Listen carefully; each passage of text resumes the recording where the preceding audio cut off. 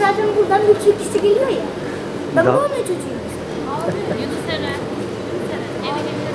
He? Babana eve getir. Tamam.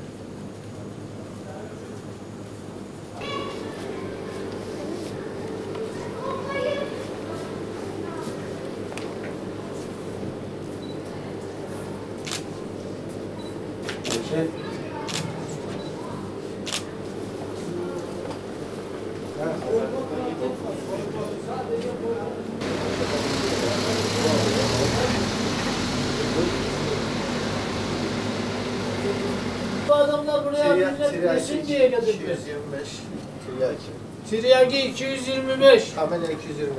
Kamela 220. Oğlum daha ne istiyorsun? Ha? Bunları Dur çekecek. Yerli ve milli. yerli ve milliciyim diyor adam. Yerli ve milli. Yok. Yahudilere geçit yok. Tamam. İkisini de geçmiş oldu. Poşet verdim. Toplam ne yaptınız? Yazdın mı? Ha. Şeyde. Tamam. Arkadaşlar. Evet, biz Vahit'te sipariş verdik ya. Çok teşekkür ediyorum hanım kızım.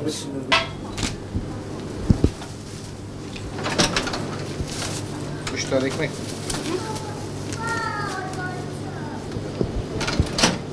Esselamualeyküm. Adım Recep Gülhan. Aslen Bayburtluyum. Gölbaşı'nda oturuyorum. Daha öncesindeki benim çalıştığım hizmet 15 senedir giyim sektöründe tesettür giyim yapıyordum. Daha sonra pandemi olduğundan sonra malum piyasaların kötü gitmesiyle markete çevirdik. 4 senedir hangros olarak devam ediyorduk. Tabii ki Filistinli kardeşlerimize orada İsrail'in zulmüyle bizim de içimiz rahat etmiyordu. İsrail ürünleri, Unilever, kola, Pepsi, Algida, Doritos birçok ürünlerini nasıl yapalım, ne edelim diye tabii ailemizle bile paylaşıyorduk, düşünüyorduk, çevremizdeki arkadaşlarımızla falan. Bunları konuştuktan sonra karar verdik. Dedik ki biz artık bunları satmayacağız.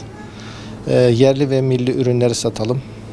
Boykot market olarak hizmete sunduk. Diğer esnaf kardeşlerimize de böyle vesile oluruz diye bu yola çıktık. Rabbim rızka kefil.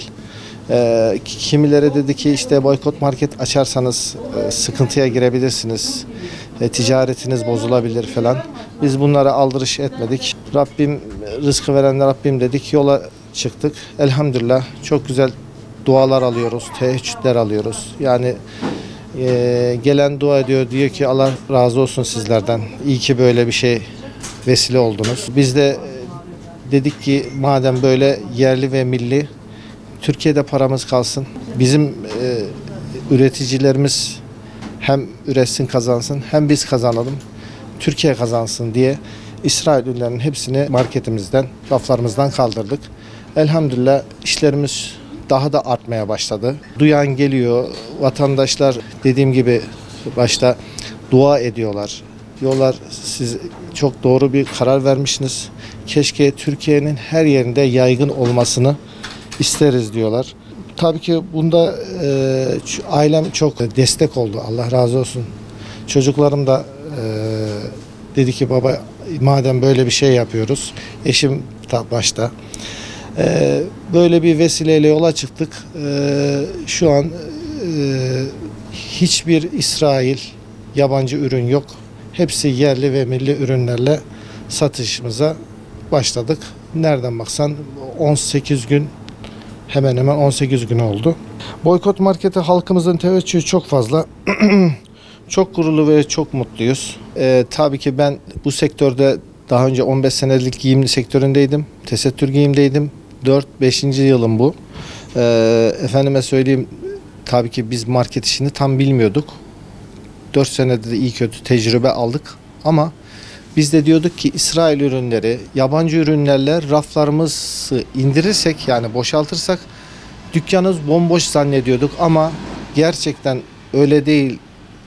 Elhamdülillah bakıyorsunuz, bütün ürünlerimiz hepsi yerli ve milli ürünlerimiz. Yani özellikle bayanların en çok sıkıntı yaşayacağı şey deterjanlardı. Ama deterjanlarda da her şey var. Gayet de güzel. Memnunuz elhamdülillah. Yani ürünleri, Türk ürünleri artık her yerde var. Raflarımda hepsi dolu. Siz de biraz önce çektiniz, gördünüz yani. Gözünüzde de şahit oldunuz buna. Yani biz ilk başta biz de tereddüt ediyorduk, bulabilir miyiz, bulamayız mı falan, ama gerçekten var. Diğer esnaf kardeşlerimize de buradan çağrım olsun. Sakın şeye kapılmayın. Gelin, gezin, sorun. Biz de yardımcı olalım. Sizler de böyle bir olaya vesile olun. Türkiye genelinde yayılalım. Hem Türkiye'miz kalkınsın, hem yabancılara, dış mihraplara yani şey olmayalım. Buradan Filistin'deki Müslüman kardeşlerime selam söylüyorum. Rabbim yar ve yardımcıları olsun. Bizler onlar için elimizden gelen neyse, dua ya da yapacağımız maddi yardım, başka bir şey gelmez. Bizler sizlerin kardeşiniz. İnşallah bu savaş son olur. İnşallah artık ölen çocuklar, bebekler falan olmaz inşallah diyorum. Son olarak da şunu söyleyeyim. Biz bir yandan da Filistin'deki Müslüman kardeşlerimizin bizim de bir katkımız olsun diye boykot market olarak Filistin'deki kardeşlerimize 10 gün içinde inşallah buradaki bir günlük kazancımızı, karımızı Filistin'deki Müslüman kardeşlerimize yollayacağız.